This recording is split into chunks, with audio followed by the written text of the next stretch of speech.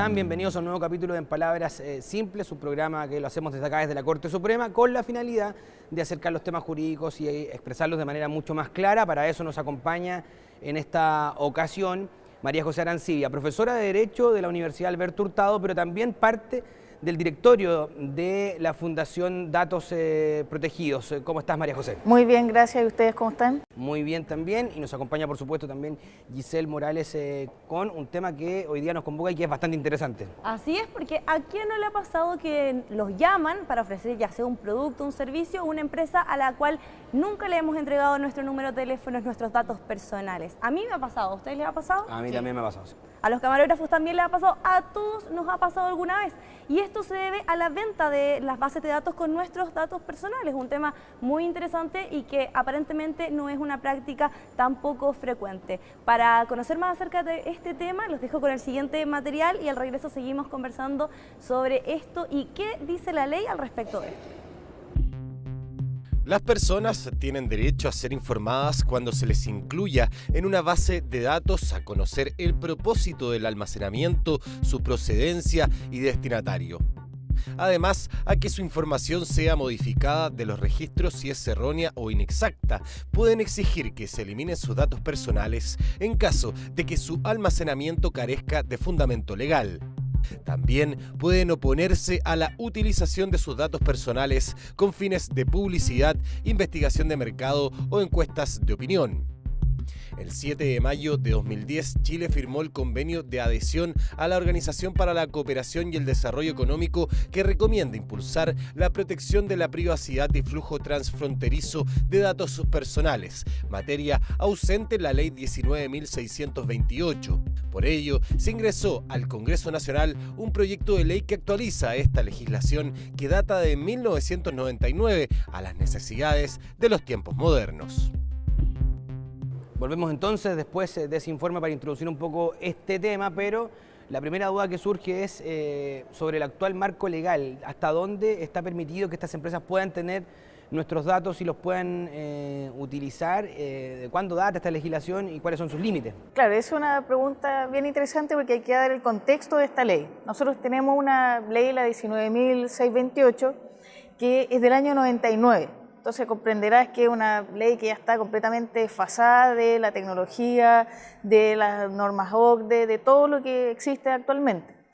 Y esta ley, como está contemplada en la actualidad, es sumamente básica, porque cuando uno contrata un servicio, ya sea presencial con una compañía o por internet, sobre todo por internet, uno tiende a decir sí, acepto, y uno vende su alma a esa aplicación, a esa red social, a lo que sea. Y en consecuencia, muchas veces ciertos datos se van a esa red social o a esa compañía, pero ya ellos ya tienen nuestro consentimiento y que les basta que sea por escrito, de acuerdo a nuestra legislación en la actualidad, cosa que es uno de los aspectos que cambia la ley, el proyecto de ley. Por otro lado, debemos tener presente que nuestra legislación contempla dos tipos de datos, los datos personales y los datos sensibles.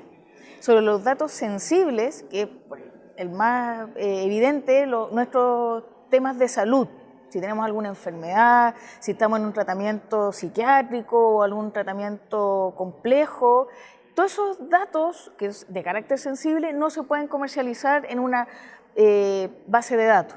Yo no puedo como clínica venderlo a una farmacia, a un laboratorio clínico, etcétera. En cambio, los datos personales, como sería, por ejemplo, un correo electrónico en el cual me pudiesen identificar con mj.arancibia@universidadalbertohurtado.cl, claro, en ese caso es un dato en el cual me pueden asociar a mí directamente y sería un dato de carácter personal. Y sobre los datos personales se puede hacer un tratamiento de datos y se puede hacer una base de datos. Pero ese tratamiento de datos tiene que tener una finalidad. Es decir, yo como consumidor, yo como usuario, yo como parte que contrato con un servicio, sé para qué va a ser usado ese dato. Si no lo sé o ya la finalidad de ese dato se terminó, yo le puedo decir a la empresa, oye, ¿sabes qué? Elimíname de la base. ¿Qué es lo que ocurre muchas veces? Que la ley permite que estos datos que ellos tienen, que no se asocian, no puede decir María José Arancibia, abogada, 34 años, soltera, y que va haciendo un perfil de mis gustos, de todo lo que yo hago, eso no se puede vender. Pero sí ciertos aspectos, que soy una mujer de 34 años, profesional, pero que son más vagos y que cumplen con un estándar de otras mujeres también de 34 años que son profesionales. Entonces, eso les sirve para decir, este grupo vive en tal comuna, gana tanto, etc. Esas bases de datos se pueden comercializar, no hay ningún artículo de la ley que lo prohíba. ¿Pero con números de teléfono y mails incluidos? Es que son bases de datos distintas. ¿Pero se pueden vender eso? ¿Se pueden vender los teléfonos y los Se mails? pueden vender. ¿Y qué pasa si yo no estoy de acuerdo con recibir estos llamados, esta publicidad, lo que sea? ¿Con quién me protege? ¿Cómo puedo alegar? Claro, lo que tú puedes hacer es decirle directamente a esa compañía insistente, decir, oye, ¿sabes qué? Bórrame de tu base, no quiero aparecer más. Si esta empresa no lo hace y te siguen llamando ya al punto que ya uno ya es molesto, tú tienes dos opciones. Una es recurrir a tribunales y decir, oye, yo ya pedí que se eliminara esta información porque ya está caduca, porque ya perdió su finalidad, etc. ¿Hay con recurso de protección? No, es un juicio sumario. Tú puedes recurrir ahí. ¿Es un tribunal de primera instancia? Un tribunal de primera instancia. O utilizar la vía que tiene el CERNAC, que bajo el sistema del no me molestes más, que eso en virtud de la propia ley del consumidor, donde está regulado lo que son las comunicaciones publicitarias. Y esto es lo bonito, porque cómo se interactúa una norma con otra, donde en la ley de protección del consumidor dice expresamente que todas estas comunicaciones por cualquier medio, hasta habla de teléfono, fax, de todas, incluso el fax todavía lo nombra, y que insisten, tú puedes denunciarlo al CERNAC para que den de baja dicha información.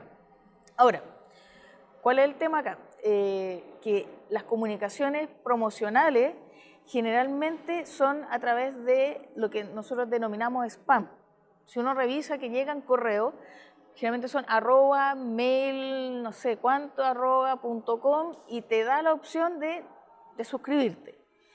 Muchas veces uno hace el trámite, pincha el link, lo lleva a otro lado, que nunca me inscribí, que me quiero salir, y toda la letanía que hay que hacer, pero te vuelve a llegar el correo.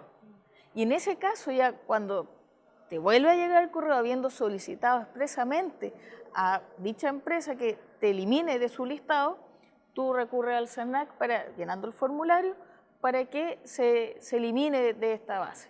Eso es más rápido. Eso es mucho más rápido. ¿Cuánto tiempo tomaría un proceso así? Eso es rápido, o sea, no debería demorar un par de días o una semana. Y respecto a a este gran campo abierto que queda con nuevos proyectos de ley, ¿qué es lo que no está regulado y lo que se podría regular en el futuro? Claro, a ver, en temas de protección de datos, como les señalaba hace unos momentos, esta ley es del 99, entonces ha tenido varios proyectos de ley. En cada gobierno se presenta un proyecto de ley, se tramita, se discute, se quiere avanzar, pero siempre queda entrampado, ya sea por temas políticos, por temas económicos, por diversos motivos, queda ahí en el congelador o derechamente se olvida. Tenemos un nuevo proyecto de ley que se presentó ahora en marzo de este año, que tiene varias cosas que se tratan de manera detallada, basándose en todo lo que es la OCDE, que en el fondo para estar al estándar de la OCDE, que es algo muy importante para nuestro país. Por ejemplo, nosotros tenemos en la ley actual un talón de Aquiles, que no existe una agencia que proteja los datos personales como existe, por ejemplo, en España. Nosotros no tenemos esa agencia. Por eso es que tenemos que recurrir o a tribunales de justicia civil de primera instancia con un juicio sumario, el cual puede llegar a un recurso de casación y pueden pasar años donde ya la protección misma del dato se pierde, no tiene ningún sentido, o tenemos la instancia de recurrir al CERNAC, pero por algo muy puntual, que es todo lo que es el spam de los correos, etc. Tenemos dos flancos ahí, dos flancos muy limitados. Con la agencia es mucho más riguroso porque pasa a ser casi un ente, es un ente donde yo voy a reclamar directamente ahí, donde va a ser un procedimiento más rápido, con multas también, más altas, que eso es lo que contempla también el proyecto de ley. Es decir, además, hay un tema acá que es bastante sensible, que es como yo consiento utilizar los datos. Hoy les decía que basta que sea escrito, entonces es algo súper endeble. De hecho, lo escrito ya es cada vez menos, todo se está haciendo de manera electrónica y como que lo escrito está en un segundo plano. Esta ley va a regular eso y haciéndolo mucho más detallado, cómo yo voy a dar el consentimiento, yo como usuario voy a dar el consentimiento para la utilización de los datos, y eso es un avance. También va a ampliar el espectro de los datos sensibles, no solamente al aspecto de mis gustos o preferencias políticas. ¿Cómo se maneja el tema ahí, por ejemplo, con el tema de las aseguradoras de salud o las ISAPRES, que sí tienen que manejar muchas veces esta información por tema de preexistencia?